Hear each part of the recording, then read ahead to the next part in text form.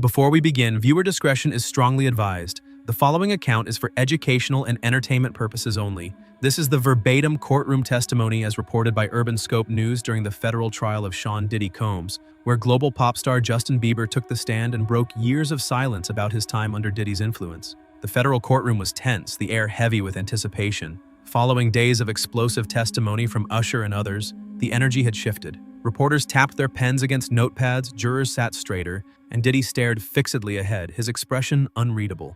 Then came the moment. "Call your next witness," the judge said. A hush fell. From the double doors at the back of the courtroom, a figure emerged, young, composed, and hauntingly familiar. Justin Bieber, clad in a black suit with no tie, his hair slightly tousled, stepped into the room. Audible gasps erupted from the gallery. No one expected him to show, and no one was prepared for what he was about to say. Justin had long been the subject of whispers. Speculation had swirled online for years. Stories of industry manipulation, cryptic Instagram captions, sudden mental health breaks, a disappearing act in 2014. But never had he spoken directly, publicly, or legally about his past with Sean Diddy Combs. Until now. As he took the stand, Justin's face was tight with focus, but his voice was steady. "I never thought I'd be here," he began, "but I can't stay silent anymore. Not when I know what silence costs." He spoke briefly of his meteoric rise, YouTube videos, Scooter Braun's discovery, the whirlwind tour life, but then he paused. "There was a point when the people around me changed. The advice I got changed, and one of the biggest changes came when I was introduced to Diddy." Justin explained how their initial meeting was framed as mentorship. "I was told, he's a legend, he can help you navigate all this. And at first, that's what I believed. But soon, things shifted." Justin described moments that, at the time, felt off, but that he chalked up to the strangeness of fame. "There were parties, invites I didn't understand, trips where I didn't know who I was really with or what I was really there for. I was 15, I thought I was being included, being protected. I wasn't." He hesitated, then locked eyes with the jury. "I was being groomed." The courtroom froze. You could hear a pin drop. Even Diddy's defense team seemed momentarily caught off guard. Justin went on to describe the slow erosion of his boundaries. "He told me to loosen up, to stop thinking like a kid. He said this was how the industry worked. He said if I wanted to last, I had to grow up fast." When asked why he never said anything before, Justin took a deep breath. "Because I didn't think anyone would believe me. And because I thought if I just kept performing, kept smiling, it would all go away." He paused again. "But it didn't. It followed me, into my music, into my marriage, into my faith." The judge called for a brief recess, but the silence in the room remained unbroken. Reporters rushed to file early statements. Jurors sat stunned. For years, Justin Bieber had been the silent witness. Now he was done being silent. When the court reconvened after recess, there was a stillness that clung to every surface. The spectators returned to their seats quietly, and even the clicking of cameras seemed subdued. Justin Bieber re-entered the witness box, this time with a new clarity in his eyes. What he said next would send tremors far beyond the courtroom walls. "They called it Flavor Camp," Justin said, his tone steady but distant. "That was the name Diddy used." He glanced briefly toward Diddy, who remained still, jaw clenched, eyes locked forward. Bieber explained that when he was 15, shortly after his debut album dropped, he was invited to what was described as a retreat at one of Diddy's estates. "They told me it would be a creative getaway, something to help me focus, get inspired, and bond with other young artists." But when he arrived, what he found was nothing close to mentorship. "There were no instruments, no studios, no writing sessions," he said. "Just parties, endless parties." He described elaborate setups, DJ booths in living rooms, champagne towers, adult guests whose names he never learned, but whose eyes lingered too long. There were other young artists too, many of them even more confused than he was. "We weren't there to create, we were there to be watched." A murmur ran through the gallery. Bieber testified that every night ended the same way, his phone taken, rooms assigned, and security placed at the entrances. "They said it was for our safety, but it didn't feel safe." He recalled one particular night that still haunted him. "I was in a guest room on the second floor. Music was still playing downstairs. Around 2 a.m. I heard footsteps, soft ones, outside my door. Then a knock. When I opened it, one of the adult guests stood there, holding a bottle and smiling like we knew each other." Justin said he didn't open the door fully. "I didn't know what he wanted, and I didn't care. I just closed the door, but I didn't sleep the rest of the night." The next morning, Diddy told him he was too tense and needed to relax more. He said, "This is the life you're stepping into.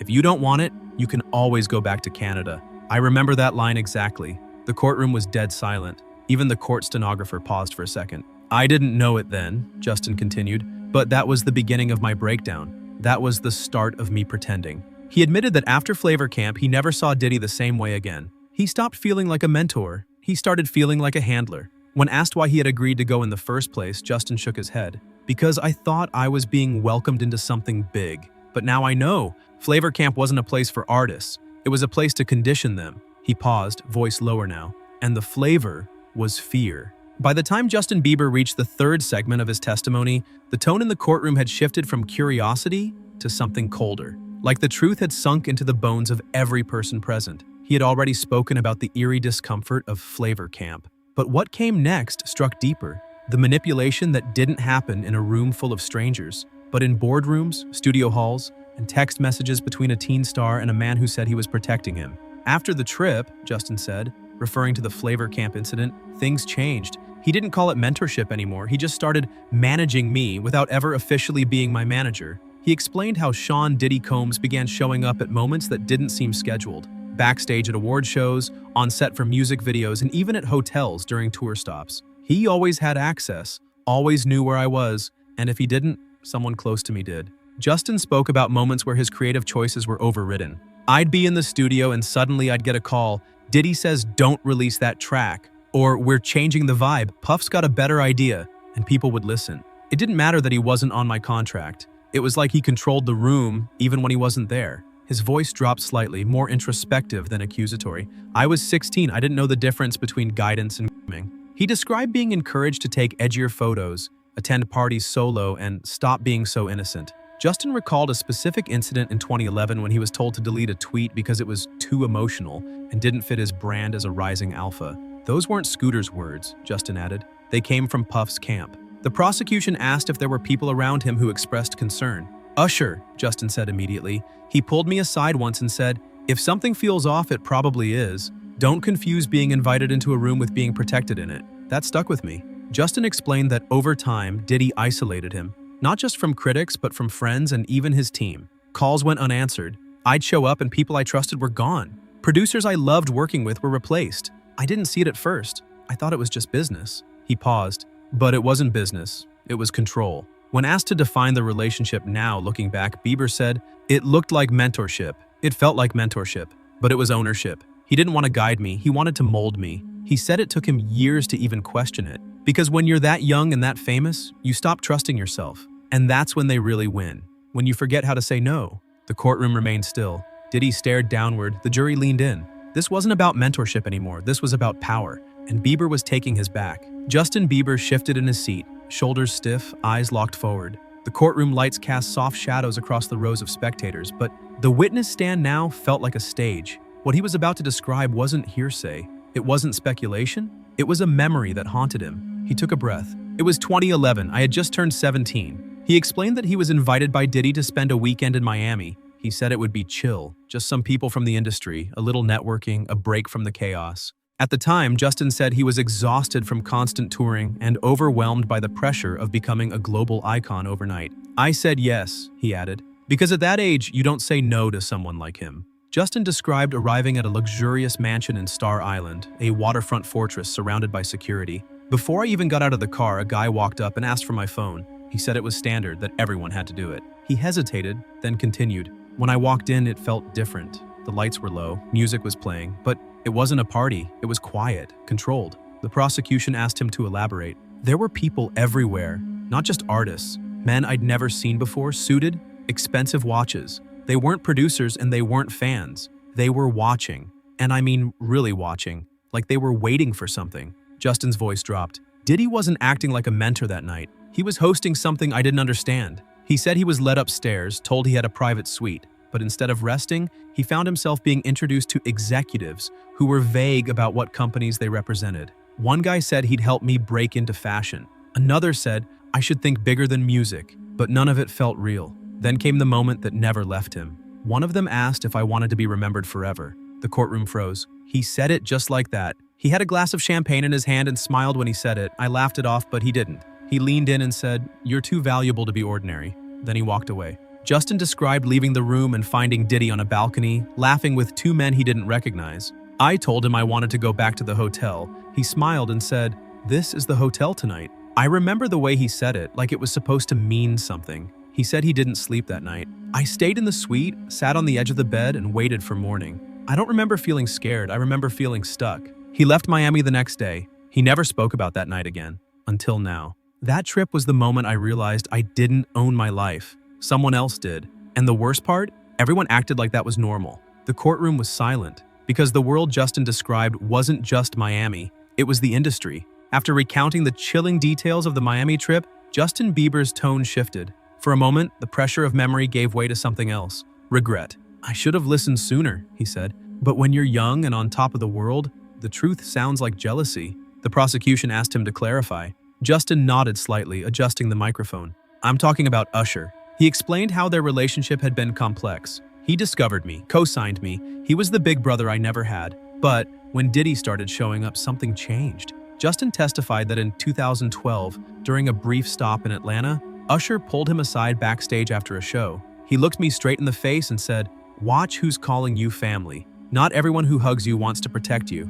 At the time, Justin said he laughed. I thought he was just being protective. I told him Diddy was helping me. He didn't argue. He just looked down and said, "I've been there." It wasn't until later, after reading Usher's earlier testimony in the press, that Bieber began to understand the full weight of that moment. He wasn't warning me like a mentor. He was warning me like a survivor. Justin revealed to the court that after the Miami incident, he tried to reconnect with Usher, but it was difficult. Calls went unanswered. His team said he was busy. I thought maybe he didn't want to be associated with me anymore, but now I think someone made sure we stayed apart. The gallery stirred at that line. He continued, saying that when they finally reconnected in 2016, it was during a studio session in LA, a session that turned into a quiet late-night conversation. He asked me point blank, "Did anything ever happen you didn't understand until years later?" Justin didn't answer him that night. I changed the subject, but I remember the look in his eyes, like he already knew.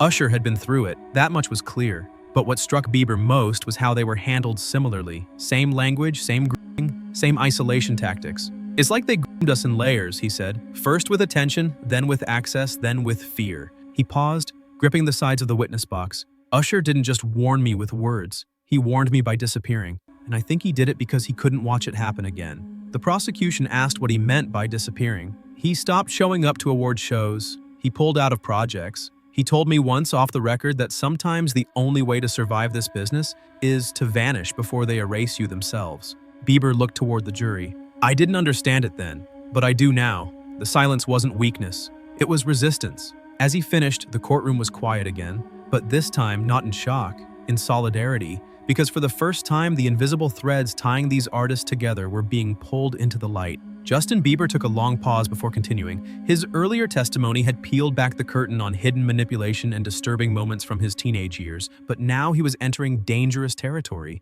The years where he tried to pull away and found out what that really cost. "They always talk about my breakdown in 2014, he began, voice low. "They call it the purpose era reset. They say I shaved my head, disappeared, canceled shows, lost my way. But no one ever asked why." The courtroom leaned in. "That was the year I tried to speak up."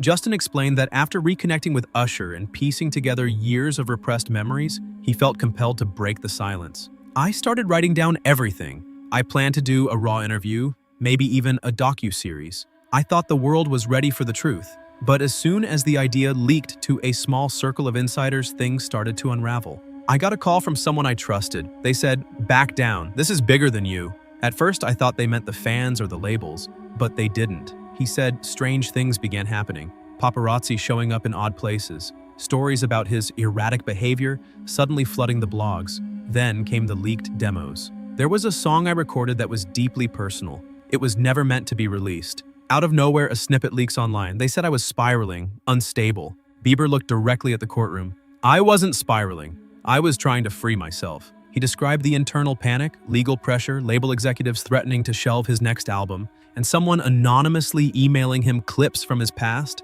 some from parties he didn't even remember attending.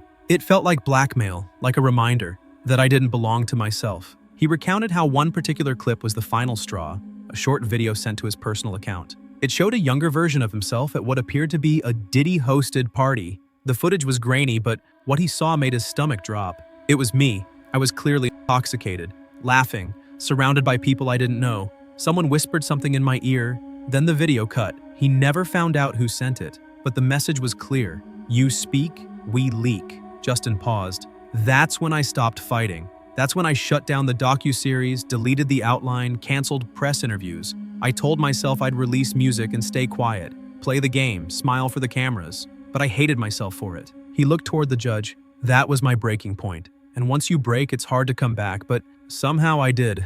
And I'm here now because I'm not afraid anymore. The room held its breath. Justin Bieber had reached the edge and survived. And now he was turning his pain into a warning. The courtroom was still, suspended in tension and revelation. Justin Bieber sat at the witness stand, his voice worn but unwavering. He had spent the last hour recounting the darkest corners of his rise to fame, from his time at Flavor Camp to the whispered threats that followed him into adulthood. Now, he looked toward the end, not just of his testimony, but of his silence. I used to believe that my voice only mattered when it was singing, Justin began, his tone more reflective than ever. Now I know it matters most when it speaks the truth. He turned his gaze across the courtroom to the defense table where Sean Diddy Combs sat silent, eyes locked on the floor. You once told me I'd be nothing without you, Justin said, that you made me. But the truth is, I made it out. And now I'm using what you gave me, my platform, my reach, my voice, to make sure nobody else ends up like me. Reporters furiously typed as the words landed like stone in a still lake. The prosecution asked if there was anything he wanted to say to the other young artists watching.